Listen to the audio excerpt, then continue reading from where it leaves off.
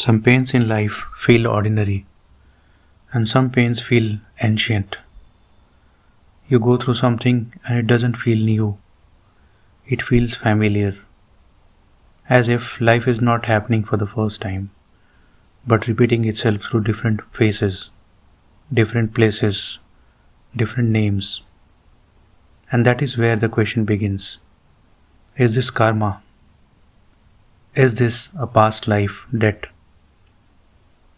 Let us speak about this deeply, not with fear, not with superstition, but with truth. Imagine a man walking through a long corridor. The corridor is endless, and along the corridor there is one door, a single door, locked. Every time he reaches it, he tries to open it. It doesn't move. He becomes angry. He walks away. Years pass, then life brings him back again. Same corridor, same door, same silence. And finally he whispers, "Why do I keep returning here?" And the answer is simple, because life does not repeat to punish. Life repeats to complete. That locked door is what people call karma. Past life debt is not a crime, it is an unfinished lesson.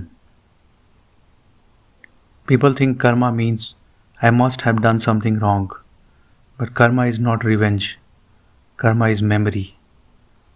The soul remembers what the mind cannot, and life brings you back to what you avoided, to what you left incomplete, to what you did not understand. Not because you are cursed, because you are still becoming.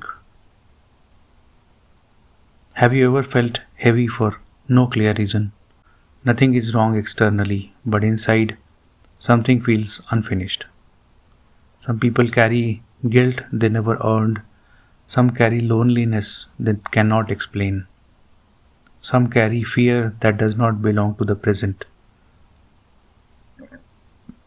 This is not imagination. This is the soul carrying unfinished impressions. That is what astrology calls karmic residue. In astrology, Rahu and Ketu are not ordinary planets. They are shadows. They are crossroads. They represent the places where the soul has been and where it must go. Ketu is the past, Rahu is the future. Ketu is what you have already mastered. Rahu is what you must grow into. And karma often looks like this.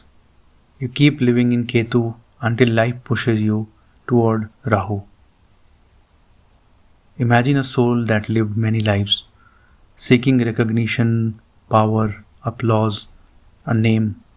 Now in this life, that soul is born with Ketu near the sun. And suddenly, praise feels empty, success feels distant, identity feels like a costume. That is not depression, that is completion. The soul is saying, I have worn this crown before. Now it wants truth. Saturn is the planet people fear most because Saturn does not speak loudly. Saturn arrives slowly, like winter. And when Saturn comes, life becomes serious, heavy, unavoidable. Saturn does not punish you. Saturn collects reality. It asks, what did you avoid? What responsibility did you escape? What truth did you delay? And Saturn will not leave until the lesson becomes strength. Let me tell you a story. A young king inherited a kingdom. He was given power without maturity. He thought being a king meant comfort, pleasure, control. But he neglected his people. He avoided duty, and slowly the kingdom began to collapse. One day he woke up to silence. No guards, no music, no respect. The palace gates were closed, not by enemies. He stood outside, holding his crown, and realized a throne is not a gift, a throne is a weight. Years later, he returned, not as a boy demanding authority, but as a man who could carry it. That is Saturn. Saturn removes what you cannot hold until you become capable. Sometimes karma does not come as a suffering. Sometimes it comes as a person, a face that feels familiar, a connection that feels immediate, magnetic, unreasonable, and suddenly your deepest wounds awaken. You think it is love, but often it is karma. Not because they are meant to complete you, but because they are meant to reveal you.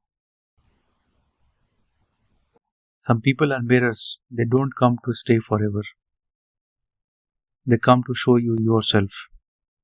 And when the lesson is learned, the bond breaks. That is karmic debt, not romance awakening. Karma is not mystical, it is repetitive. You keep meeting the same lesson in different clothing, the same kind of heartbreak, the same fear of stability, the same attraction to unavailable people, the same inner restlessness, the same struggle with discipline, the same loneliness even in crowds. These are not random events, these are themes. The soul repeats themes until awareness enters. Here's what liberates you. You do not need to remember your past life. You only need to see the pattern now. The soul does not ask you to dig endlessly into history. The soul asks, will you respond differently this time? That is karma. Not through fear, not through superstition, not through obsession. Karma ends through consciousness.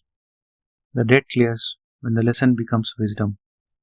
If the karma is attachment, freedom clears it.